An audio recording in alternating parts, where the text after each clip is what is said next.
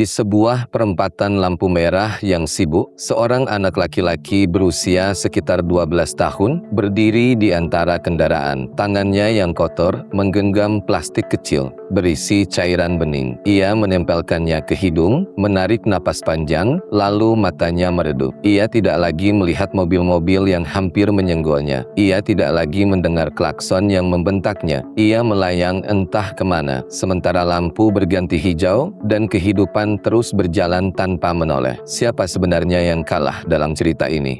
Selamat datang di Pintu Kabar, mengungkap fakta di balik fenomena, menyampaikan kabar secara tuntas.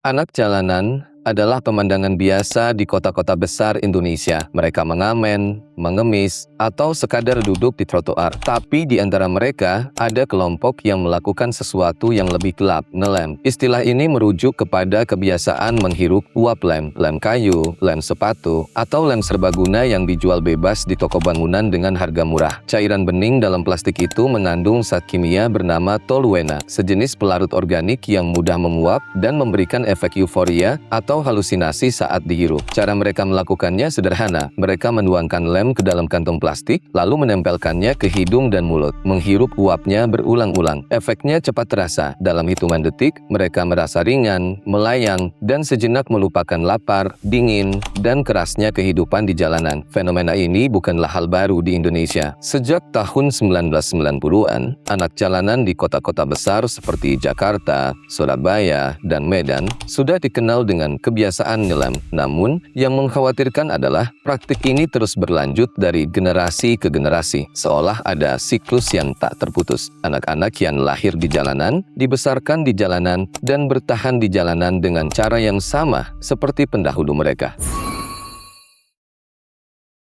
Mengapa anak-anak ini memilih ngelem? Jawabannya jauh lebih kompleks daripada sekedar kenakalan remaja. Ada 3 alasan utama yang mendorong mereka. Pertama, melarikan diri dari kenyataan. Anak-anak jalanan hidup dalam kondisi yang sangat keras. Mereka seringkali menjadi korban kekerasan fisik dan verbal, dipukul oleh preman, diusir oleh Satpol PP, atau dicaci maki oleh pengendara yang kesal. Di malam hari, mereka tidur di kolong jembatan atau emperan toko, kedinginan tanpa selimut. Rasa lapar adalah teman sehari-hari. Dalam situasi seperti ini, lem menjadi pelarian yang murah dan mudah. Dengan menghirup uapnya, mereka bisa melupakan semua penderitaan itu untuk sementara waktu. Kedua, tekanan kelompok sebaya. Di komunitas anak jalanan, ngelem seringkali menjadi ritual kebersamaan. Anak yang baru bergabung didorong untuk ikut ngelem agar diterima dalam kelompok. Menolak berarti menjadi orang luar, dan di jalanan, hidup sendiri jauh lebih berbahaya daripada hidup bersama. Maka, demi bertahan dan mendapatkan perlindungan dari kelompok, mereka pun ikut menghirup lem. Ketiga, untuk menghilangkan rasa lapar dan dingin. Anehnya, efek lem bisa membuat perut terasa kenyang dan tubuh terasa hangat. Ini hanyalah ilusi tentu saja. Tubuh mereka tetap kelaparan dan kedinginan. Tapi, ilusi itu cukup kuat untuk membuat mereka terus kembali menghirup lem, terutama saat tidak ada makanan atau tempat berteduh. Lem yang mereka hirup bukanlah mainan. Zat kimia seperti toluena adalah racun yang perlahan-lahan menghancurkan tubuh dari dalam. Efeknya bisa langsung terasa dalam jangka pendek dan mengerikan dalam jangka panjang. Dalam jangka pendek, anak-anak ini mungkin merasa senang, rileks, dan tidak peduli dengan dunia sekitar. Tapi setelah efeknya hilang, mereka akan mengalami sakit kepala hebat, mual, muntah, kelelahan ekstrim, dan kebingungan. Koordinasi tubuh mereka terganggu. Mereka berjalan sempoyongan seperti orang mabuk dan bicara mereka pelo. Dalam jangka panjang, kerusakannya jauh lebih parah dan seringkali tidak bisa diperbaiki. Toluena menyerang sistem saraf pusat. Otak mereka perlahan rusak, menyebabkan kesulitan berpikir, kehilangan memori, dan penurunan kecerdasan yang permanen. Hati dan ginjal mereka juga ikut rusak karena harus menyaring racun yang terus-menerus masuk. Sumsum tulang mereka terpengaruh, menyebabkan anemia berat dan melemahnya sistem kekebalan tubuh. Beberapa anak bahkan mengalami gagal gagal napas akut yang berujung pada kematian mendadak. Yang paling tragis, kerusakan otak yang terjadi pada anak-anak ini seringkali bersifat permanen. Jika mereka selamat dan berhasil direhabilitasi, mereka mungkin tidak akan pernah bisa kembali ke fungsi kognitif normal. Masa depan mereka, pendidikan, pekerjaan, kehidupan yang layak, sudah dicuri oleh Lem, bahkan sebelum mereka sempat memperjuangkannya.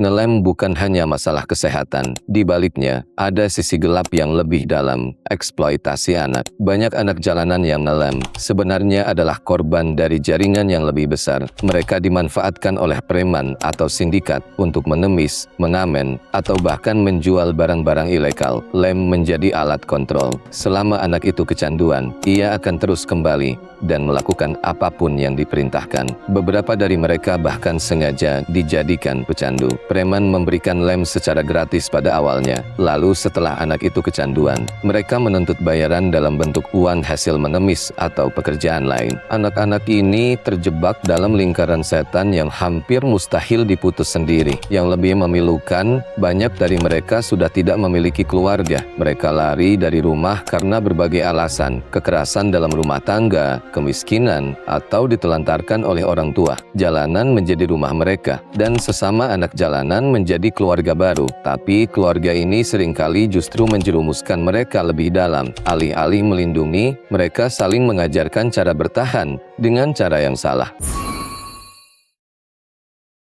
Pemerintah dan berbagai lembaga swadaya masyarakat sebenarnya sudah melakukan berbagai upaya untuk menangani masalah ini. Ada rumah singgah yang menampung anak-anak jalanan, memberikan mereka makanan, tempat tinggal sementara, dan akses ke pendidikan. Ada program rehabilitasi untuk membantu mereka lepas dari kecanduan lem. Di beberapa kota, dinas sosial secara rutin melakukan razia untuk menjaring anak jalanan dan membawa mereka ke panti rehabilitasi. Namun, upaya-upaya ini masih menghadapi banyak kendala. Pertama, jumlahnya tidak sebanding dengan skala masalah. Rumah singgah hanya bisa menampung puluhan anak, sementara jumlah anak jalanan mencapai ribuan. Kedua, banyak anak yang kembali ke jalanan setelah direhabilitasi. Alasannya beragam. Mereka tidak betah di panti, mereka kembali ke komunitas lamanya, atau mereka tidak punya keluarga yang bisa menjamin mereka tidak kembali ke jalanan. Ketiga, pasokan lem sangat mudah didapatkan. Lem dijual bebas di toko bangunan dengan harga murah, dan tidak ada regulasi yang membatasi pembelian lem oleh anak-anak. Beberapa aktivis mendorong agar pemerintah membuat regulasi yang lebih ketat, misalnya melarang penjualan lem kepada anak di bawah umur atau mewajibkan produsen menambahkan zat yang membuat lem tidak bisa disalahgunakan. Tapi sejauh ini, regulasi semacam itu belum ada di Indonesia. Sementara itu, di negara-negara lain seperti India dan Filipina, upaya untuk mengatur penjualan lem sudah mulai dilakukan, meskipun hasilnya masih beragam. Fenomena anak jalanan ngelem bukanlah sekadar masalah individu. Ini adalah cermin dari kegagalan sistem, kemiskinan yang tidak teratasi, perlindungan anak yang masih lemah, dan ketersediaan zat berbahaya yang tidak terkendali. Selama akar-akar ini tidak disentuh, anak-anak lain akan terus muncul di perempatan yang sama, dengan plastik kecil di tangan mereka dan mata yang sama kosongnya. Mereka bukan sampah masyarakat. Mereka adalah korban yang membutuhkan pertolongan, bukan penghakiman. Sekarang, pertanyaan reflektif untuk Anda. Setiap kali Anda melihat anak jalanan di lampu merah, apa yang biasanya Anda lakukan? Apakah Anda menutup kaca mobil, memberikan uang receh, atau mendoakan mereka dalam hati? Dan setelah mendengar cerita ini, apakah yang akan Anda lakukan akan berubah? Tuliskan di kolom komentar agar teman-teman lain bisa belajar. Jangan lupa tekan tombol like jika video ini bermanfaat, share ke keluarga Anda sebagai pengingat, dan aktifkan loncengnya agar tidak ketinggalan informasi penting lainnya. Kami dari Pintu Kabar mengucapkan terima kasih telah menonton dan sampai jumpa di episode berikutnya.